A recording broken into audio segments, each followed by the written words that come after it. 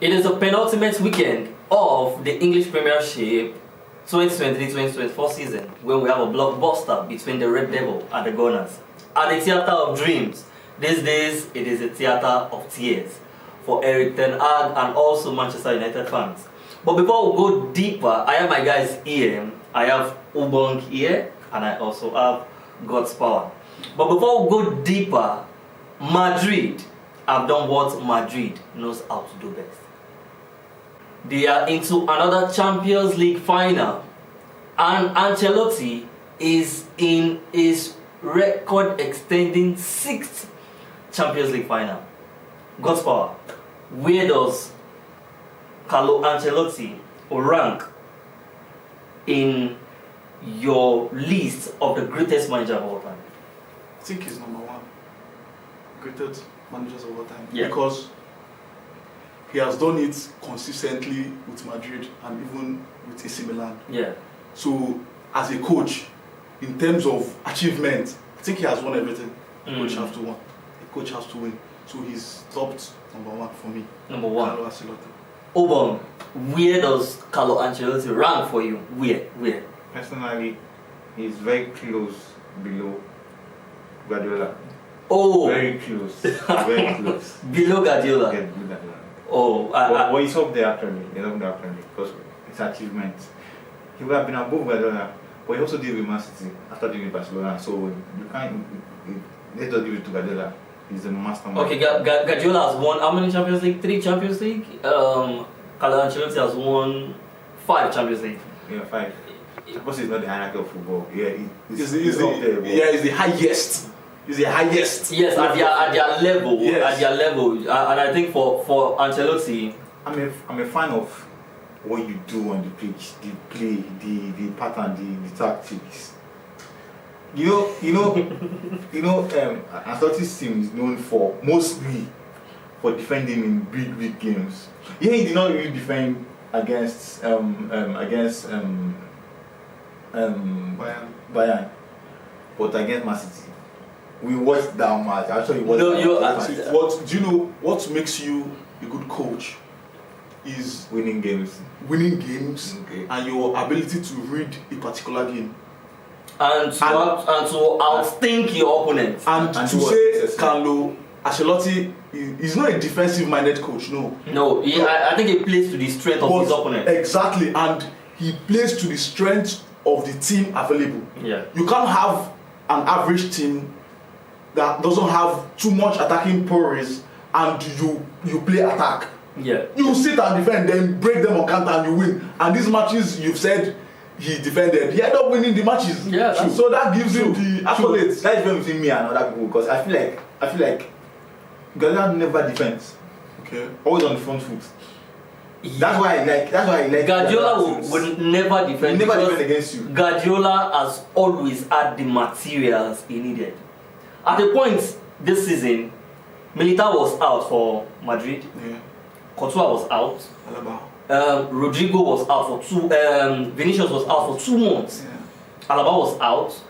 But look at him in another Champions League He final. had Brian Diaz. A coach like our Pochettino will say, we are 2 months of injury. Why didn't complain? Guardiola didn't see that. Let's not forget it. We're talking about Guardiola. Let's not. If someone is injured in Guardiola's team, he has someone who is almost at the same level that can replace. Yes. True. Yes.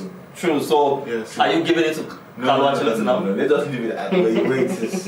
Ancelotti is a very good coach. Okay. Let's just keep it now. Close second. Okay, now let's go to the business of the day. Man City, Manchester United against Arsenal. Wow, I don't know. This match might decide who wins the league. It is a must-win for Arsenal. It is also a must-win for Man U because it determines their fate this season in qualifying for Europe. Ubom, what's on your mind of this game? There is no way Man U are surviving that. There is just no way. It's not possible. First of all, they played against a small club like Crystal Palace. I'm sorry, with respect to Crystal Palace, but they're a small club compared to Manchester United. Okay. And they lost 4-0. Are you kidding me? 4-0 to Crystal Palace. Like Ebere Chieze and Michael Olise. Olise. We're running riots everywhere. Like they were just everywhere. I couldn't even understand. No, they reduced the stuff of Casemiro. And then somebody will be comparing them to the likes of Anthony. I was bought for how much? And Garnacho. Come on. See, against Arsenal, this is not going to be a Berchi. This is going to be Saka. This is going to be Martinelli or Trossard. These are going to be people that they come against a team. You just see what they reduced my one of my best defensive midfielders. They reduced him to nothing. Casemiro, did you see what they did to him? Oh God, they were just cutting him left, right, center. No, seriously. Man, you should just forget about that match. They should look forward, look ahead. Forget that match, that day, they are done.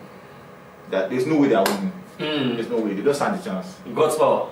I want to totally disagree with you, Bob, because Man U will use Crystal Palace match as a motivation to them. They've lost 4-0. What then can we do?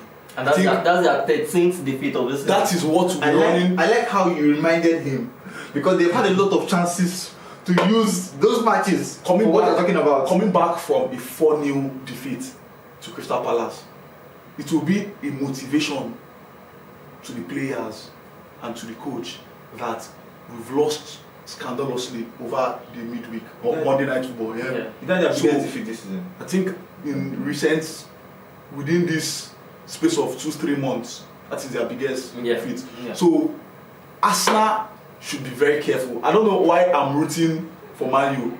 I'm a neutral. I'm neither a Man U fan or an Arsenal fan, but I think Man U will give Arsenal a very great game.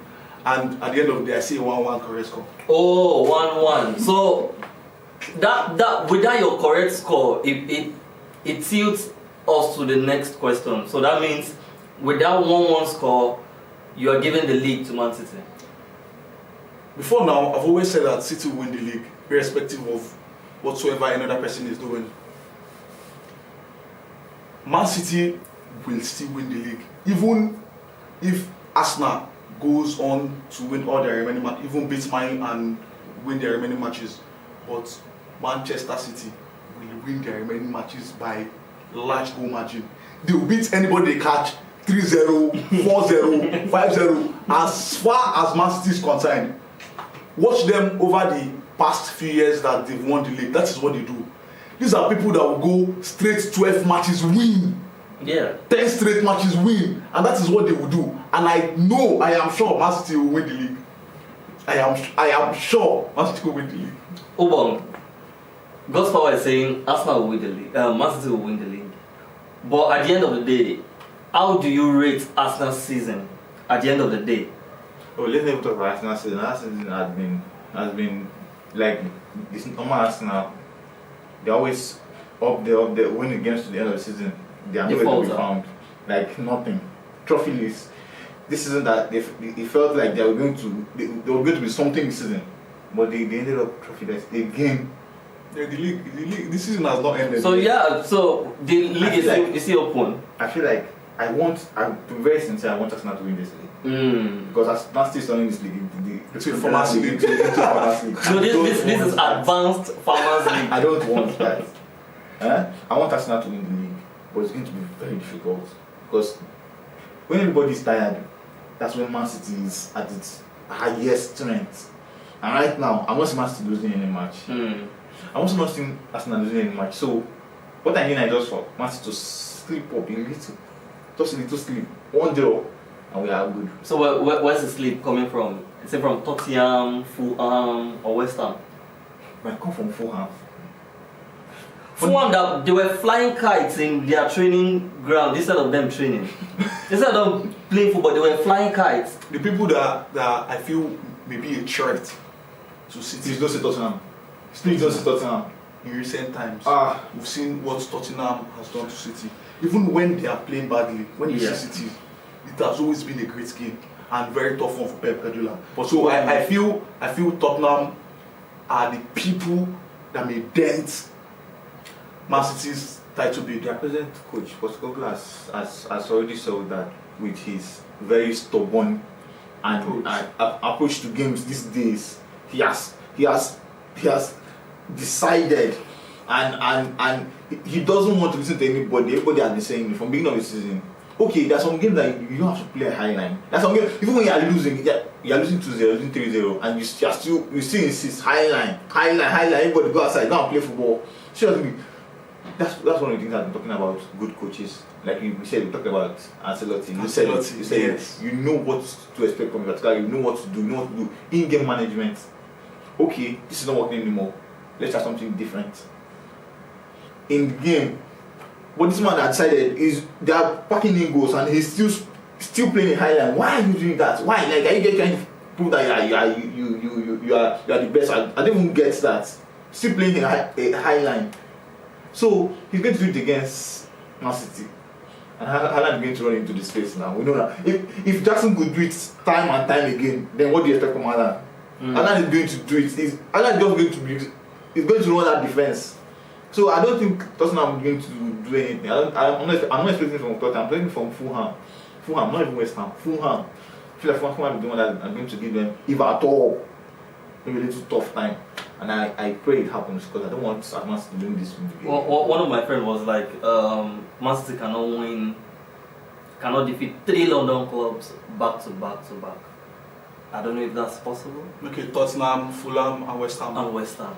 So it's not, doesn't work that way. It doesn't work that way. At the end of the day, Fulham and West Ham are not in the level of. Let's even keep Tottenham on one side.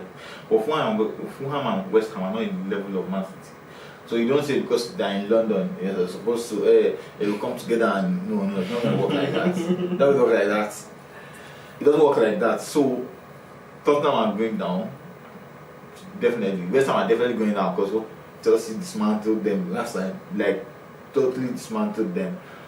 And Guardiola is known for preparing for games, watching other games, if you watch that one against Man City, against Chelsea, West Ham Chelsea, he knows what to do with West Ham.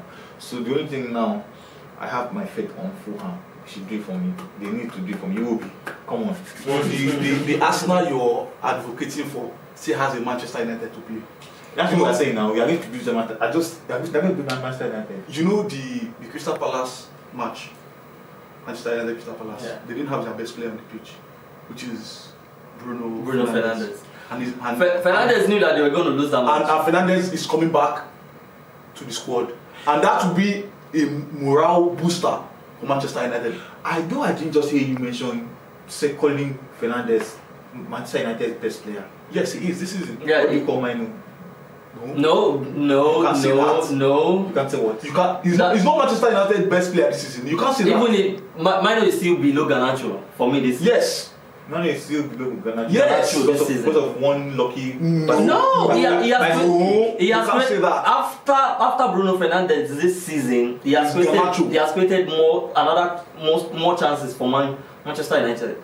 Manchester United, yes. Is Manchester United after Fernandes, then Garnacho. Well, let's not forget that 3 pass to football. There's the attack, there's the midfield, and the defense. Okay. As at next, this Sunday they are playing. Onana. Forget Onana is already open. Their defense line will not still be. Nobody's coming back from the injury. No defender. That is where I still felt Pep Ten Hag too wrong. This is the time you've checked and you don't have a proper centre back. Why not go to the academy? Why not go to the feeder team? Pick even one centre back. Use a proper centre back. They're not Liverpool. Only says Liverpool, maybe who else? So you're saying the academy? No, it's not about. No, how do you believe in people if you don't give them a chance? This man you're talking about, it's not because he was given the chance. See from the same academy. Rashford. See from academy. So in this kind of situation, go and get a proper centre back. Don't use Casemiro as a centre back against Crystal Palace. If you see Casemiro, he couldn't even mark properly. That's No, what they reduced the stock against Crystal he Palace. was just sweeping the whole floor. Oh, they used him to mop the whole Because field. he's not a proper centre back. Too much. His positioning was poor. His decision making was poor. His marking was poor. Everything was just wrong. It's not better to get a proper centre back and pair the centre back with Evans. Guys, so to wrap up this edition, the next episode is gonna be interesting. We are looking at all our episode, looking at all our predictions and see how far we fared. So watch out for the next episode. But to wrap up this edition, the English Premiership, they released their nominees for Coach of the Season, Manager of the Season. So without you looking at their nominees, who is the Manager of the Season for you? Who is the Manager of the Season for you? Unai Emery. Yes. Aston Villa. He's the manager of the season for me. Unai Emery. From nowhere. And Champions League spots. Manager of the season. What do you think about that? Ubon. Well, I'm going to agree with him. Yes, because like we didn't see that coming. At the beginning of the season, nobody's even when we were saying okay, who's going to make top 4? Who would have thought of Aston Villa? Yeah. Nobody. He took that team and took them to top 4, and now Tottenham doesn't even come close. Tottenham they're not even thinking about it.